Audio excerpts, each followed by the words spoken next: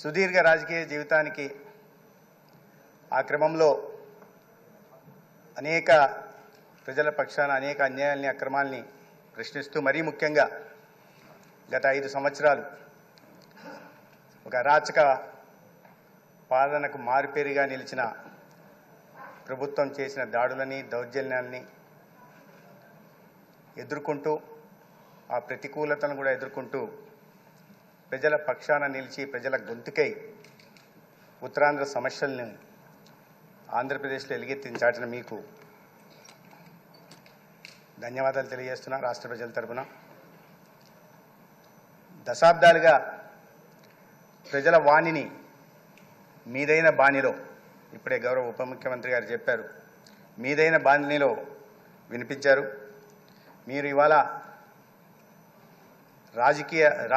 రాజ్యాంగబద్ధ పదవిలో ఉండడం, అటువంటి రాజకీయ వాతావరణానికి దూరంగా ఉండాల్సి రావడం వ్యక్తిగతంగా కాస్త లోటుగా కూడా నేను భావిస్తున్నాను. ఒకసారి ఎంపీగా, 4 సార్లు రాష్ట్ర మంత్రిగా, 7 సార్లు శాసనసభ్యులుగా ఇంతటి సుదీర్ఘ రాజకీయ జీవితం బహుశా చాలా తక్కువగా ఉంటారు. అయితే ఈ అనుభవం సభను చాలా హుందాతనంగా నడిపించడానికి ఉపయోగపడుతుందని నేను భావిస్తున్నాను. ఇక్కడ నాలాంటి చాలామంది మొదటిసారి శాసనసభకు వచ్చిన వాళ్ళు ఉన్నారు. మీ సుదీర్ఘ ప్రజా రాజకీయ జీవితం మా అందరికి కూడా స్ఫూర్తిదాయకంగా ఉంటుంది. మీరు అల్లరి చేసే క్లాస్ లీడర్గా కాకుండా అల్లరిని అదుపులో పెట్టే ప్రిన్సిపాల్గా వ్యవహరిస్తారనే నమ్మకం మాకుంది. ఈ విషయంలో మాకు మార్గదర్శకం కూడా చేస్తారనే విశ్వాసం కూడా మాకుంది. గత ప్రభుత్వం ఆంధ్రప్రదేశ్ చరిత్రలో లేని విధంగా అన్ని వ్యవస్థల్ని నిర్వీర్యం చేసింది. ఎన్నో అరాచకాలకు పాల్పడింది. అభివృద్ధికి చిరునామాగా ఉంటున్న ఆంధ్రప్రదేశ్ని పురోగమన మార్గంలో తీసుకెళ్లాల్సింది పోయి తిరోగమన మార్గంలోకి తీసుకెళ్ళింది. ఒక అభివృద్ధికి చిరునామాగా ఉండాల్సింది అవినీతికి చిరునామాగా మారింది.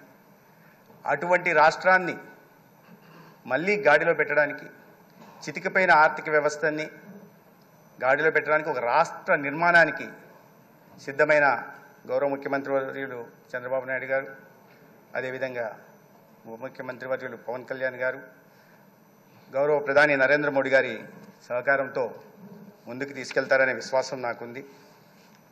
అయితే ఈ సందర్భంగా రాష్ట్ర హితం కోసం, పేదల హితం కోసం తీసుకొచ్చే చారిత్రాత్మక నిర్ణయాలు,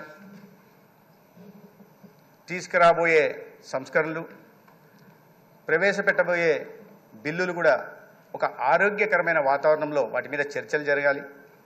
వాటికి మీ అపార అనుభవం ఉపయోగపడుతుందని నేను భావిస్తున్నాను. దాంట్లో మీ భూమిక కూడా ప్రధానంగా ఉంటుంది. పరిపాలనలో, ప్రజా జీవితంలో మీకున్న అనుభవం శాసనసభాపతి స్థానానికి వన్నెదిస్తుందని, మీకున్న ప్రాప్త కాలజ్ఞత, స్థితప్రజ్ఞత ఈ బాధ్యతకి మరింత వన్నెదిస్తుందని నేను భావిస్తున్నాను. అయితే ఈ సందర్భంగా ఇంత ముఖ్యమైన కార్యక్రమంలో శాసనసభాపతి బాధ్యతలు స్వీకరిస్తున్న తరుణంలో ప్రతిపక్షం లేకపోవడం సభలో చాలా దురదృష్టకరం. అది వారి బాధ్యత రాహిత్యానికి తార్కాణం. ప్రజల పట్ల, ప్రజాస్వామ్యం పట్ల వారికి ఉన్న గౌరవానికి నిదర్శనమని అనుకుంటున్నాను. సభకు రాకుండానే వారు వాకౌట్ చేశారు. ఈ మానసిక స్థితి కారణంగానే ప్రజలు వారిని నాకౌట్ చేశారనే విషయాన్ని వారు గుర్తుంచుకోవాలి. అయితే ఈ సందర్భం మరొకసారి భారతీయ జనతా పార్టీ తరఫున, ముఖ్యంగా మా ధర్మవరం నియోజకవర్గం ప్రజల తరఫున మీకు శుభాకాంక్షలు తెలియజేస్తాను.